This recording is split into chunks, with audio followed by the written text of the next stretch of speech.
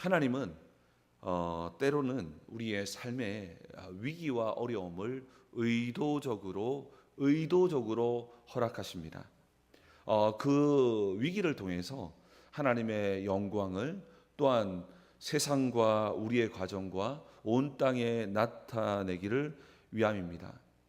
예수님께서는 날 때부터 맹인된 자를 향해서 사람들이 저것은 저주받은 것이다, 저것은 부모가 잘못을 저질렀기 때문에 하나님 주셨던 징계라고 하는 그러한 율법적인 시각으로 바라보고 있을 때에 예수님께서는 그것이 아니다 라고 말씀하시면서 하나님이 하시고자 하는 일을 드러내기 위함이다 라고 선포하셨습니다.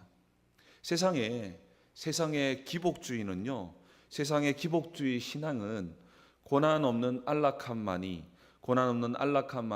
하나님의 언약을 이루는 통로라고 거짓 평안을 가르칩니다. 그러나 성경은 도리어 위기 속에서 어려움 속에서 하나님의 영광이 가장 밝히 드러남을 창세기부터 계시록까지 밝히고 있습니다.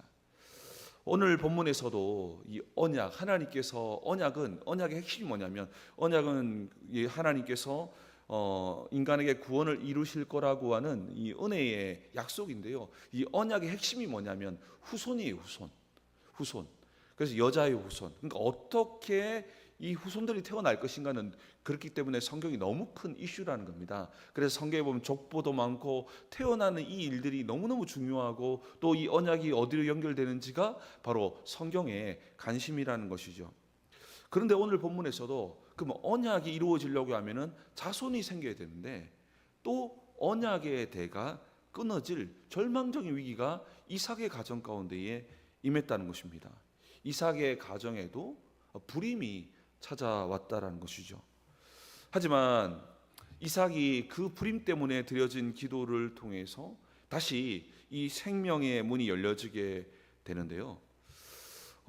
이 기도는 여러분 잘 들어야 되는 게 뭐냐면, 우리가 기도를 때로는 응답이 안 되는 것도 많이 있잖아요. 자녀에 대한 기도는 평생 해야 되는 것도 있어요. 10년, 20년. 또 여러분들 중에서 뭐 직장의 문제라든가 경제의 문제라든가 여러 부분들을 기도하고 있을 겁니다. 그러면 우리가 기도를 많이 하잖아요. 그런데 여러분 꼭 기억해야 될 게 있습니다. 기도는 하면 할수록 믿음이 자라나야지만 건강한 기도를 하고 있다는 증거라는 겁니다. 무슨 말이냐? 내가 자녀의 구원을 놓고 기도하고 있습니다. 그러면 하나님, 우리 자녀 꼭 예수 믿게 도와주십시오. 근데 별로 반응이 없어요. 그러면은 마음이 아닌가라는 생각이 들 때도 있거든요. 그럼 또 기도를 해요. 그러면 기도가 끊임없이 일어나고 날수록 성령이 그 기도 가운데 역사하시면 뭐가 쌓이냐면 믿음이 쌓일 수밖에 없어요. 그러면 정상적인 기도는 뭐냐? 기도가 쌓이면 쌓일수록 하나님이 하실 것이다 라고 하는 마음이 생겨나야 한다는 것입니다. 그래야지만 1년, 2년, 3년이 하게 되는데, 약간 이 기도를 약간 종교적으로 기도하고 기복적으로 기도하면 어떻게 되냐면 1년, 2년 기도하고 나면 힘이 빠져요.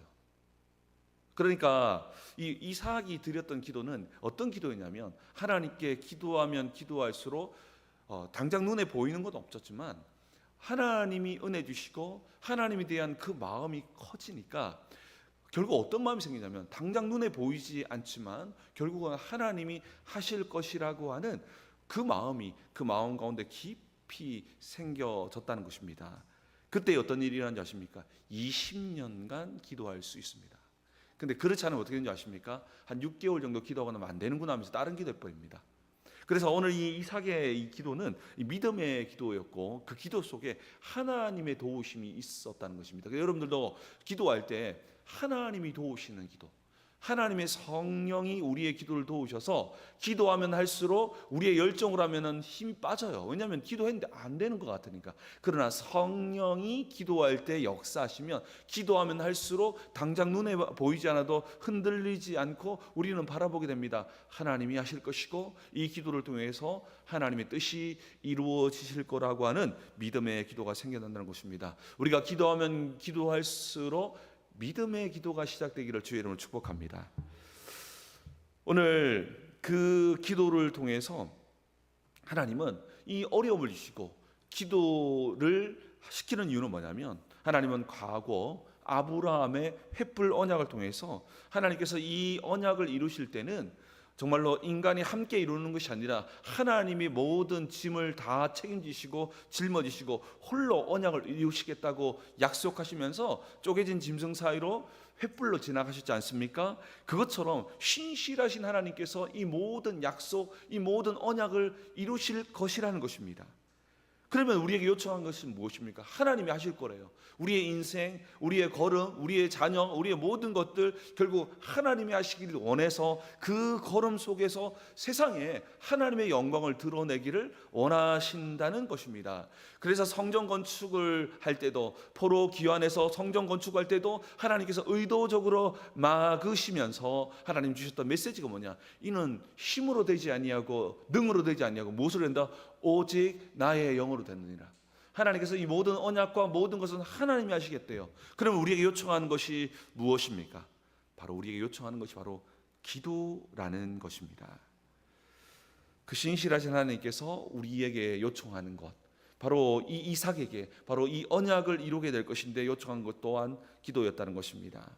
이삭은 아내 리브가를 맞이할 때도 어떻게 했습니까? 들에서 묵상하던 가운데서, 들이 어떤 곳입니까? 장막이 아니잖아요. 삶의 현장에서 묵상하는 가운데 하나님 위대하심과 이 자연 만물을 보면서 이 모든 것은 여호와께서 창조하셨습니다라고 하면서 이 위대하심을 선포하는 그때 가운데에 리브가를 만나게 되잖아요. 이러한 그의 삶, 그는 단순하게 성전에만 머물러 있던 신앙이 아니라 삶의 현장에서 주님과 마음을 합했던 아브라함처럼 그 걸음을 걸어갔을 때에 큰 위기를 만날 때마다 인간적 방법을 쓰지 않고 기도로 나아갔다는 것이죠. 성경은 이러한 이삭의 삶을 향해서 형통이라고 정의합니다. 우리가 오해하지 말아야 할 참된 형통은요, 고난과 어려움이 전혀 없는 상태가 아닙니다. 이런 상태의 형통은 기복주의가 알려준 형통입니다. 성경이 말하는 형통은 어떤 거센 위기와 어려움이 찾아오더라도 하나님이 함께함으로 이겨내는 것이 진짜 형통임을 믿으시기 바랍니다. 그러니까 예수 믿는 하나님의 자녀는 모두 형통합니다. 왜냐하면 예수 그리스도께서 십자가에 죽으시고 부활하심을 통해서 결국 회복하고 완성한 게 뭐냐면 바로 임마누엘이거든요. 임마누엘은 뭐냐면 하나님이 우리와 함께 하신다는 겁니다. 여러분, 성령께서 우리 안에 영원토록 함께 하심을 통해서 이미 우리는 임마누엘의 축복을 누린 자임을 믿으시기 바랍니다. 그렇다면 우리는 이미 형통한 자입니다. 형통한 자는 무언가를 해서 우리가 이루어내는 것이 아니라 예수 그리스도로 말미암아 우리에게 이미 선포한 것이 뭐냐? 여기 있는 모든 사람들이 뭐라고요? 이미 형통한 자라는 것입니다. 이 형통한 자라는 것을 기도를 통해서 우리는 경험하고 볼 수 있는 것입니다. 오늘 이삭의 형통함을 통해서 기도의 가치를 알려주십니다. 기도는 연약한 인간이 하나님의 사역에 동참하는 거룩한 특권입니다. 오늘 말씀을 통해서 하나님의 일하심에 참여하는 거룩한 기도의 특권을 회복하게 되기를 주님의 이름으로 축복합니다.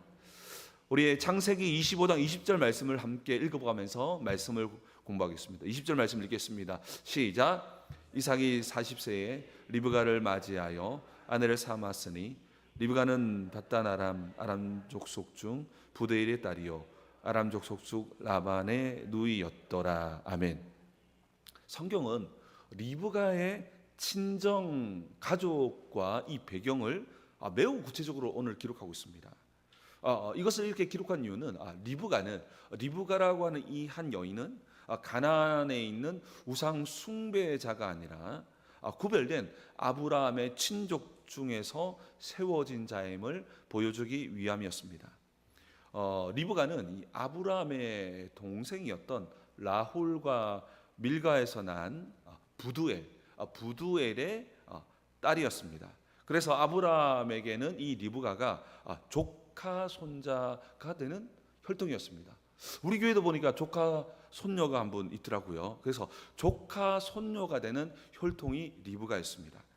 하나님의 언약이 세상과 타협하지 않고 혈통의 순수성을 지키며 거룩하고 정말로 아름답게 계승되고 있다. 이 결혼이 단순하게 육신적으로 아름다운 여인 아니면 부한 여인이 아니라 철저하게 하나님의 나라를 위해서 그 혈통, 왜 혈통이 중요하게 됐습니까? 여자의 후손은 바로 이 자녀를 통해서, 이 후손을 통해서 시작되기 때문입니다. 그래서 이 혈통이 너무너무 중요한 겁니다. 이 혈통은 결국 그리스도의 혈통이 결정되는 과정이기 때문에 이 혈통이 중요하다는 것이죠.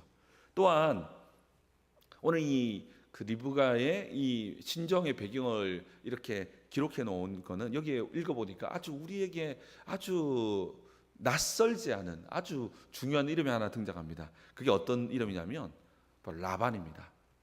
야곱의 인생에 깊이 개입해서 야곱을 훈련시켰던 도구가 되죠. 나중에 바로 오빠 라반이 됩니다. 그래서 이 에서가 이제 야곱을 죽이려고 하니까 그 리브가가 그 아들을 어디로 보냅니까? 라반, 오빠의 땅으로 보내는 거예요. 여기 보내는 거예요. 그래서 하나님의 구속사가 어떻게 흘러갈지를 또 암시하는 장면이 되는 것입니다. 우리 21절 말씀도 한번 같이 한번 읽어보겠습니다. 읽겠습니다. 시작. 이삭이 그의 아내가 임신하지 못함으로 그를 위하여 간구하매 여호와께서 그의 간구를 들으셨으므로 그의 아내 리브가가 임신하였더니. 아멘. 왜 이 언약의 가문? 이 언약은 자녀를 통해서 태어나는데, 자녀를 통해서 태어나면 우리가 볼 때는 더 자녀가 풍성하게, 세상 사람들 야 자녀가 어떻게 이렇게 많이 태어날 수 있어? 라고 하면서 세상 사람들이 야 하나님 뛰어나다 이렇게 생각했으면 좋을 마음이 들잖아요. 또 우리도 그런 마음을 기대하잖아요. 근데 하나님은 그렇게 역사하지 않으셨습니다. 도리어 이 언약의 가문이 자녀를 주지 않는 불임의 고통을 의도적으로 허락하셨다는 것입니다. 이 고통은 하나님께서 이삭 부부에게 너무너무 귀한 기도 제목을 준 것입니다. 왜냐하면 이것은 자녀를 낳는 문제가 아니에요. 이 자녀가 끊어지면 구원이 끊어지는 거예요. 그러니까 이 자녀는 반드시 태어나야 하는데 생기지 않았다는 겁니다. 그러니까 이 부부는 정말 하나님 앞에서 끊임없이 기도하고 기도했다는 것입니다. 하나님은 자녀를 주지 않음을 통해서 이삭에게 간절한 기도를 요청한 것입니다. 그래서 이 고통은 단순히 고통이 아니라 하나님의 거룩한 사역의 동력자로 초대하시는 하나님의 특별한 방식이었다는 것이죠.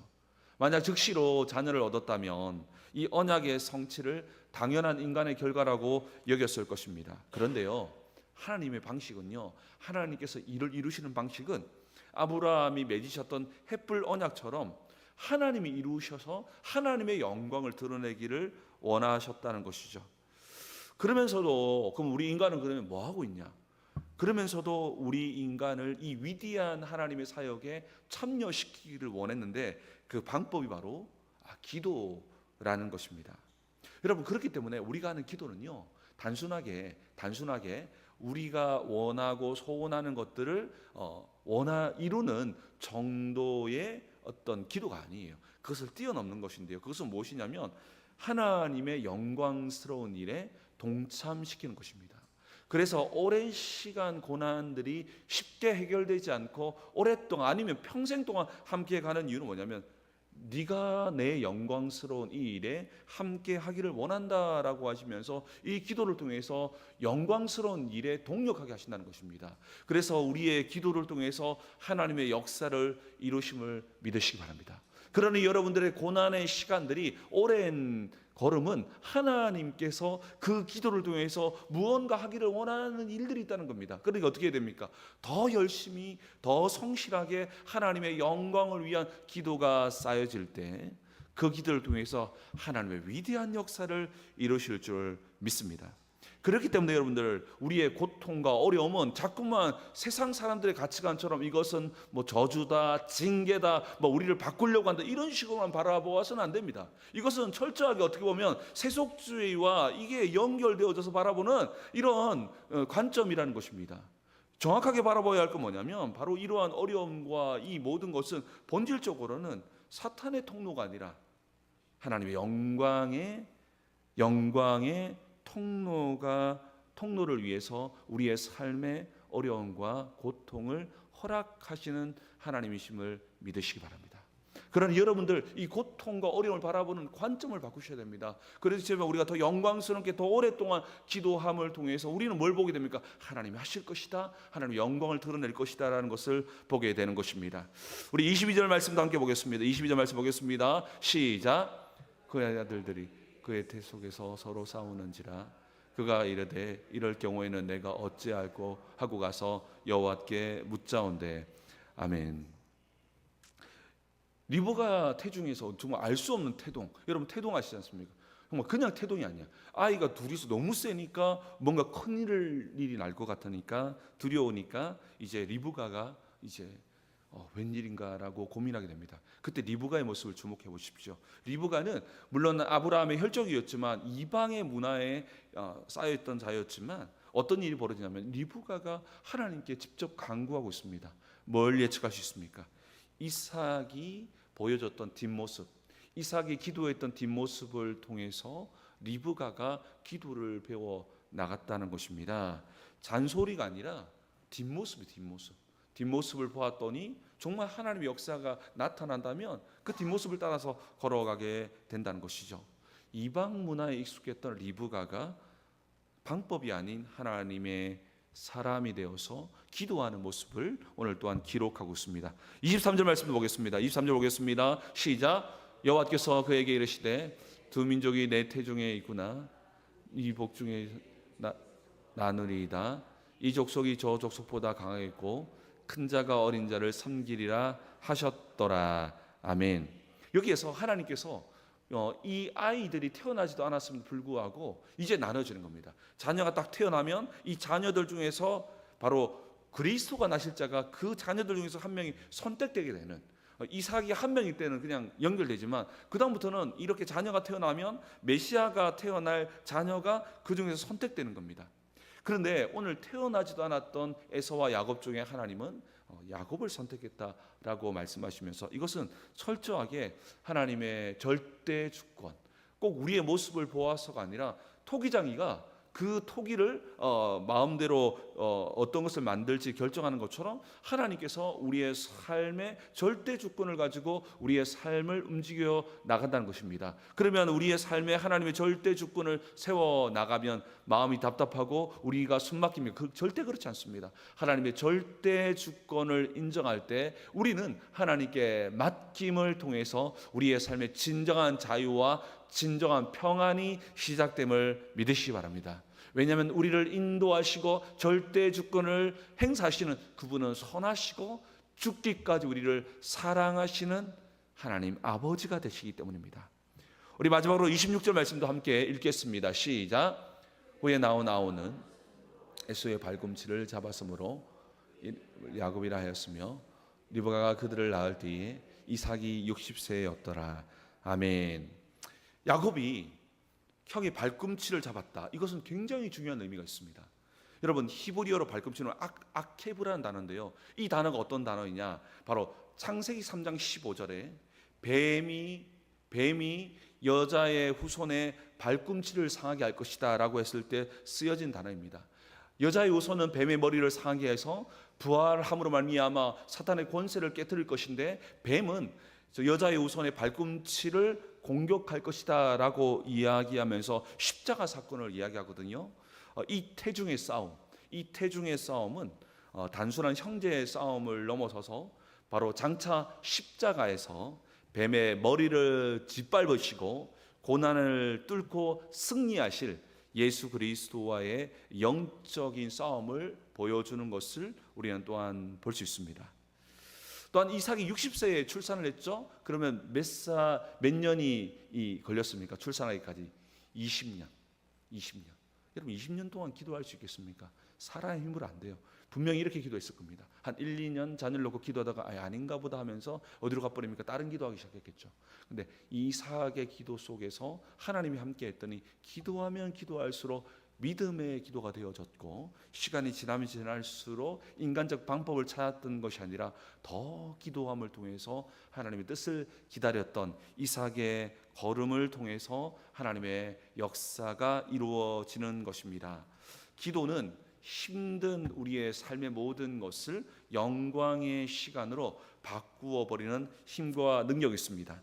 20년의 세월은 결코 쉬운 일이 아닙니다. 그러나 그 기도의 과정을 통해서 이삭은 뭘 경험합니까?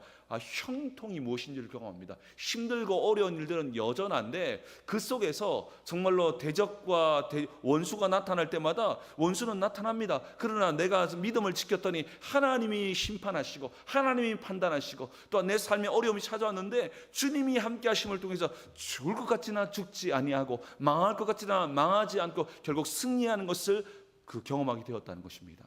그 배경 속에는 이와 같이 어려움과 환난 속에서 기도를 하나님이 시키게 함을 통해서 그 모든 영광을 경험하게 해서 단단한 믿음으로 세워 나갔다는 것입니다. 사랑하는 성도 여러분, 기도는 응답을 받는 것보다 훨씬 더 영광스러운 일입니다. 우리의 기도를 통해서 하나님은 이 기도를 사용해서 하나님의 언약을 이루시고 주님 나라를 확장함을 믿으시기 바랍니다. 그리고 우리가 기도하면 기도할수록 믿음이 생겨나는 하나님이 하실 것이라고 하는 믿음의 역사로 말미암아 때로는 10년, 20년, 한평생 기도해도 흔들리지 않았던 이삭처럼 나아갈 수 있는 우리의 모든 걸음 되기를 주님의 이름으로 축복합니다. 우리 함께 기도하기를 원합니다.